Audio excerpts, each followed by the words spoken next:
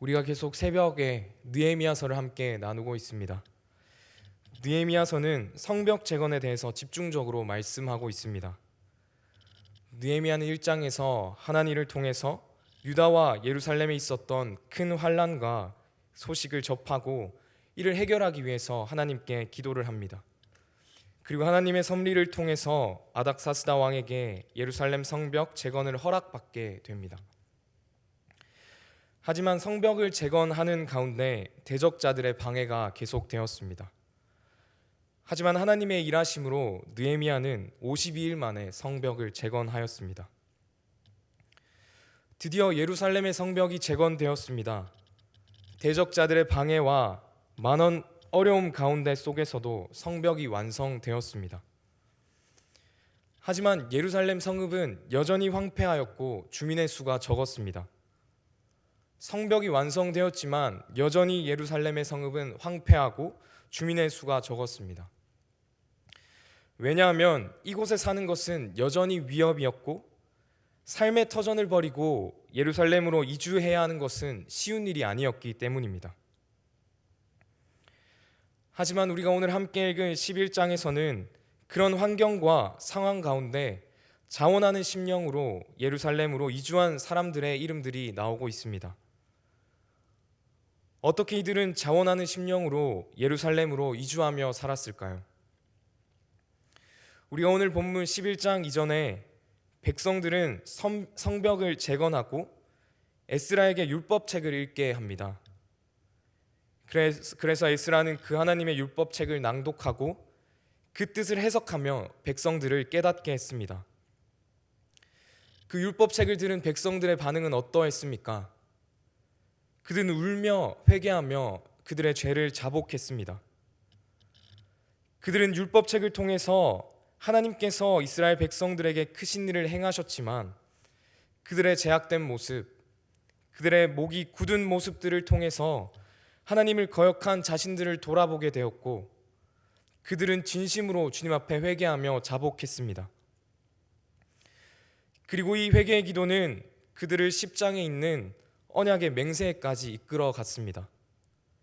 그래서 그들은 10장 39절에서 이렇게 고백합니다. 그리하여 우리가 우리 하나님의 전을 버려두지 아니하리라. 그들은 하나님의 크신 일을 보고 들었지만 이스라엘 백성들은 하나님의 크신 일을 보고 직접 눈으로 귀로 들었지만 하나님을 떠나 말씀을 저버린 백성들이었습니다. 그로 인해 성벽은 무너졌고 이스라엘 백성들은 포로로 끌려가게 되었습니다. 마치 하나님의 전은 무너진 것처럼 보였습니다.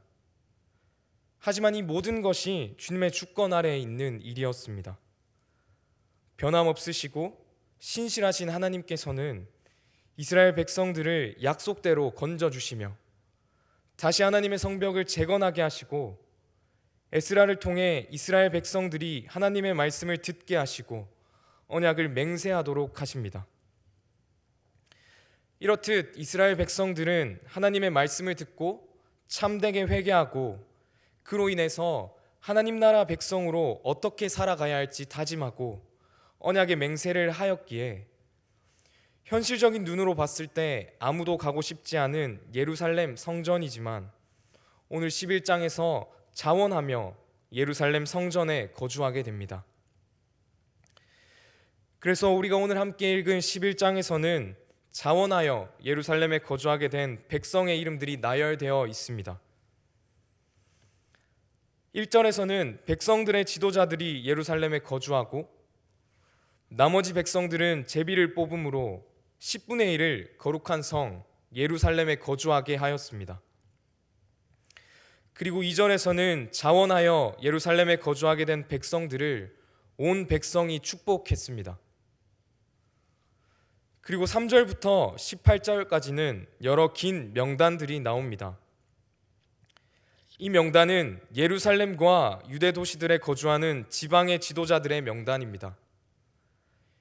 이 명단은 예루살렘에 거주한 사람들을 구체적으로 나열하고 그들의 역할을 강조해서 예루살렘이 재건된 후에 거주하게 된 백성들이 어떻게 살았는가를 함께 보여주고 있습니다. 4절에서 9절은 유다와 베냐민 지파의 출신으로 예루살렘에 거주하는 지방 가문의 지도자를 소개하고 10절에서 18절은 예루살렘에 거주하는 제사장 가문과 레위 가문들을 소개하고 있습니다. 그들 중 일부는 예루살렘의 성읍의 재건을 위해서 지도하고 감독을 하기도 했습니다. 이들은 서로 다른 배경과 역할을 가지고 있었지만 예루살렘의 성읍의 재건을 위해서 자발적으로 헌신하며 함께 힘을 썼습니다. 이처럼 우리가 오늘 읽은 본문 11장은 단순히 사람들의 이름만이 나열된 것이 아닙니다. 이 이름들은 하나님의 말씀을 듣고 하나님께 회개하고 하나님께 결단하며 실제로 자신들의 삶을 주께 헌신한 자들의 명단입니다. 그리고 그들은 그냥 억지로 어쩔 수 없이 그곳에서 헌신하는 것이 아니라 정말로 하나님의 전을 채우기 위해서, 하나님의 전을 세우기 위해서 각자의 역할과 기능대로 헌신한 자들이었습니다. 사랑하는 성도님들, 우리 모두도 하나님 나라를 위해 부름받은 하나님 나라의 백성입니다. 그래서 우리 또한 하나님 나라를 위해 우리를 헌신하며 자발적으로 하나님께서 부르시는 자리로 나아가야 합니다. 우리가 처한 가정이나 교회나 직장이나 학교에서 하나님께서 부르시는 그곳에서 우리는 하나님 나라를 세우기 위해서 자원하며 주께 헌신하는 삶을 살아야 합니다. 하지만 자발적으로 주께 헌신하는 일은 쉽지만 않은 것 같습니다. 오늘 본문에서 대다수의 사람이 예루살렘에 거주하고 싶지 않았던 것처럼 우리도 하나님께서 부르시는 그 좁은 길보다 편한 길을 바라보고 넓은 길을 바라보곤 합니다.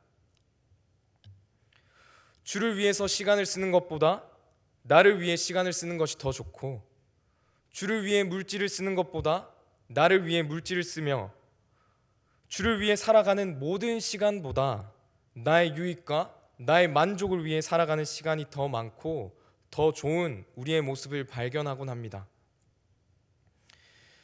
하지만 이런 연약한 모습들과 제약된 모습들을 하나님께서 너무나 잘 아시기에 하나님께서는 우리를 그냥 내버려 두지 않으시고 하나님의 말씀을 통해서 참된 진리를 깨닫게 해 주십니다.